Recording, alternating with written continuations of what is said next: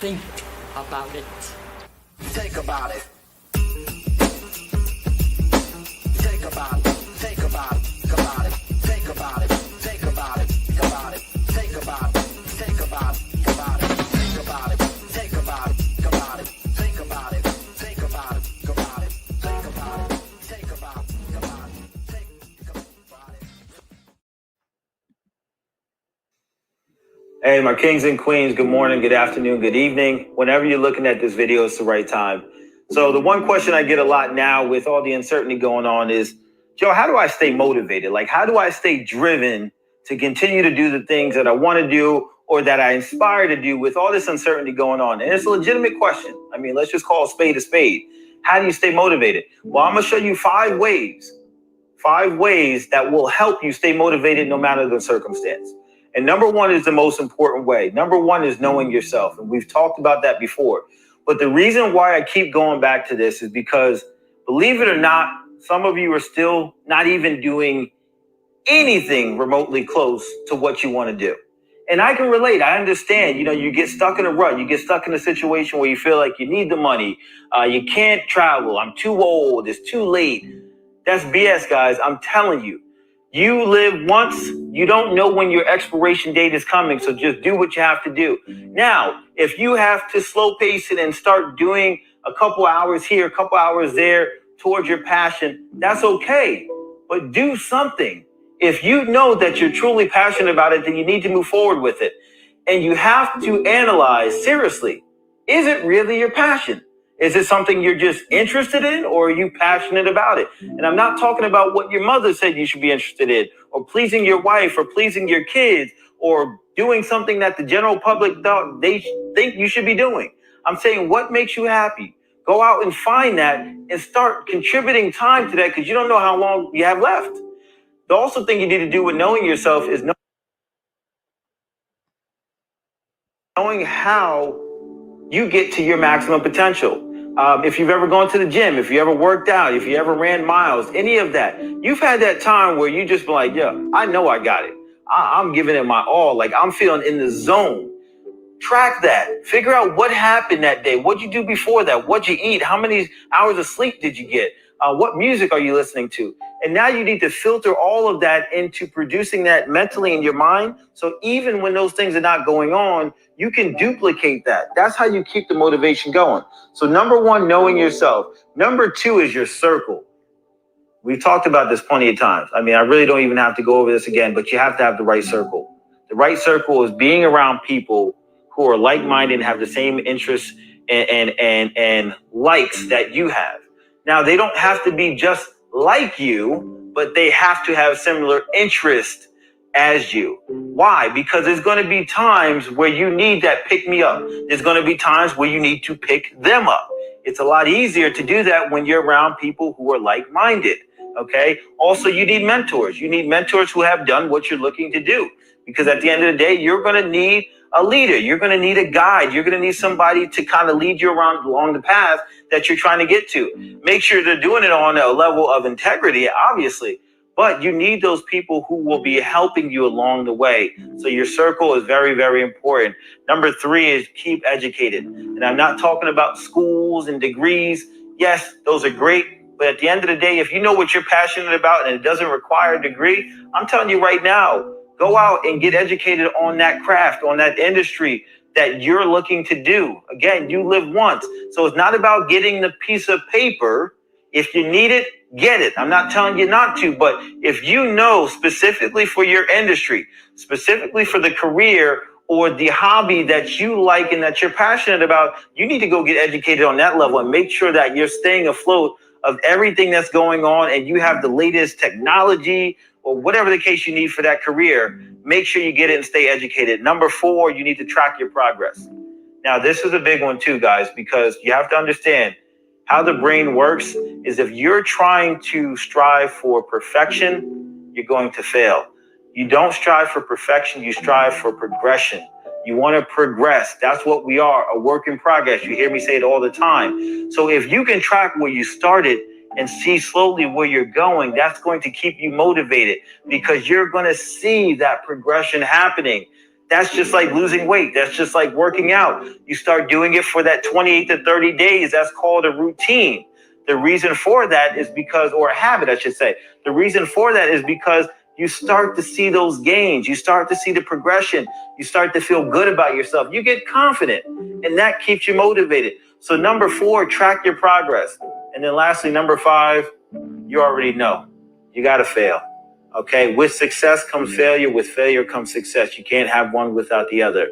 And I'm telling you right now, you need to fail often, you need to fail fast, and you need to fail forward. Why? Because when you fail often, you'll get conditioned to trying things. And I'm not telling you to start and not finish. I'm telling you, start and give your all. And if you realize that that's not the path for you, it's okay to go to something else. As long as you've given your all to it, failure needs to happen. Okay, but failure only truly happens when you don't learn from that. So you fail often so you can learn, use the learning experiences to now build your successes up. You need to fail fast. Okay, we all have a limited amount of time, so there's no time putting around. If you know that's not for you, or if that angle is not working, you go to the next. Okay, fail fast, and then you fail forward. And failing forward means, listen, when you're failing, you're learning. You use the learning to grow. If you're growing, you're moving forward. Just keep moving forward. Don't dwell on the failure. Don't dwell on what you shoulda, coulda, woulda, all that mess. Just move forward, learn from it, and keep going forward. If you do all that, guys, again, you'll be champions. You'll move forward in life. And I'm going to use this analogy when it comes to motivation. When someone is dehydrated, okay, it's because they're not getting enough water intake. But that only happens because they didn't do it beforehand. See, you don't wait to drink water when you're dehydrated because now it's too late. You consume the water beforehand so you can prevent the dehydration. And that's just like your motivation. You want to do the things to keep you motivated before it's too late. Don't wait until you need to be motivated to start taking action. Do it beforehand. And if you take those 5 rules, guys, no matter what's going on in your life, you'll be able to hold up on that motivation and stay consistent and keep that drive. I love you, kings and queens. Have a great rest of the day. Take care.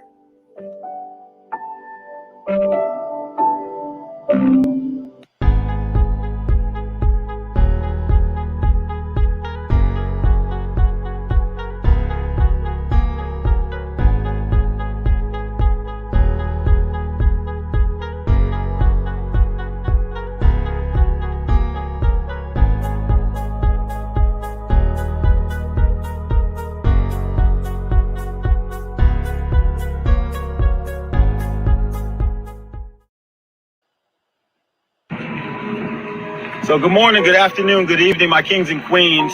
Whenever you're looking at this message, it's the right time. So really quickly, we know about our starting point. We know we have to start somewhere in life. We also know eventually we're going to come to our finish line. And we have that journey in between. So we've covered those 3 aspects before. But what we don't talk about a lot, and what I want to cover today, is your transition. And this is where a lot of things happen. In fact, this is where God's at his best, when we're transitioning from one thing to another. And as I sit behind me is this airport. And this is the best analogy I can give to you, because if you've ever traveled anywhere, you understand that sometimes you don't get a direct flight. You have to make 1 or 2 stops, and you have to transition over to that next plane. And as much of a hassle sometimes that will be, you'll find that some of the best things come to you when you're in your transitional phase. You have something that comes up that was so unexpected, right? And you're just like, oh, it's such an inconvenience. But when looking back on it, if that inconvenience never happened, you wouldn't be in position. You might not have gotten that raise. You might not have met that person that now you've been married to for 25 years because of that simple transition that God purposely put in your way, that you've seen as an obstacle, but he had it as an opportunity for you. So really simple. My message to you is really simple. That transitional phase, accept it, welcome it, because he has a plan. He has a purpose for you. And you may see it as a burden, you may see it as an obstacle, but at the end of the day, when looking back, it'll also be an opportunity and a privilege that will lead you eventually to your greatness. So I love you, kings and queens. Have a great rest of the day. Take care.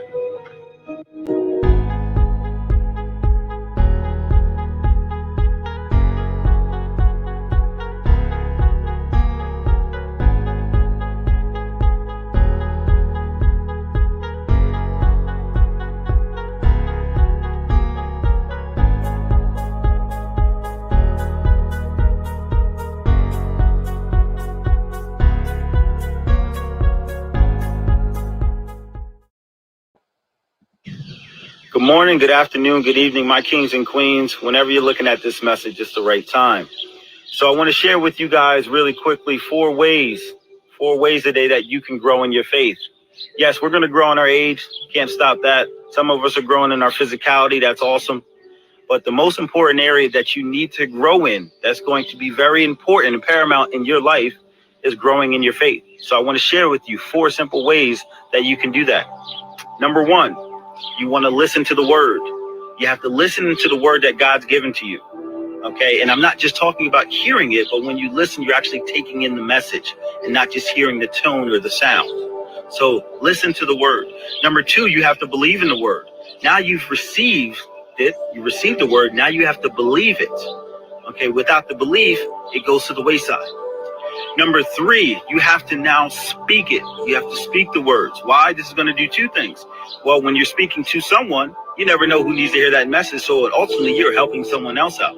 Number two, you're reiterating and you're reaffirming to yourself that message and enhancing that belief.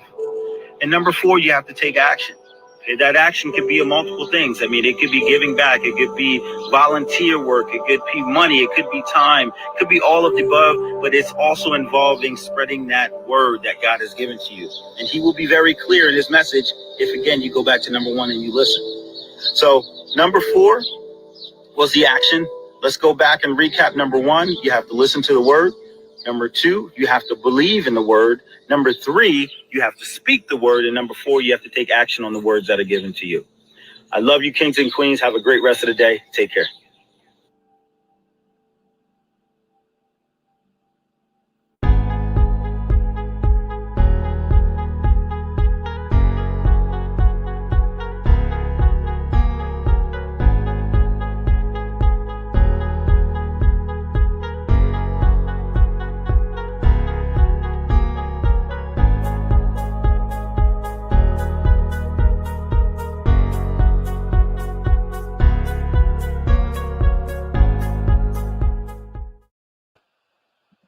Good morning, good afternoon, good evening, my kings and queens. Whenever you're looking at this video, it's the right time.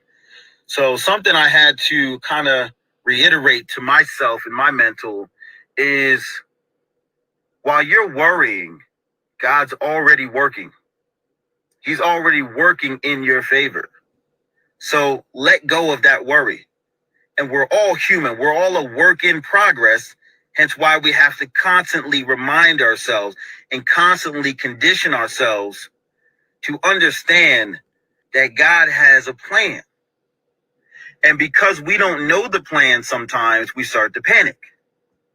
So I'm telling you, let that panic, let that worry go and infuse yourself with the faith that, hey, it is always working in your favor. And the day you come at peace is the day you put God as a priority. And I learned that myself. And I continue to learn that. So it's something that it can't happen just one day. It's just like taking a shower. You can't do it one day and not do it for a week. You start to stink again. You got to do it every single day consistently. Starting off your day with that mindset, that meditation, that prayer, all the things that it takes to get you to that next level. So again, let that worry go. God is already working in your favor. I love you, kings and queens. Have a great rest of the day. Take care.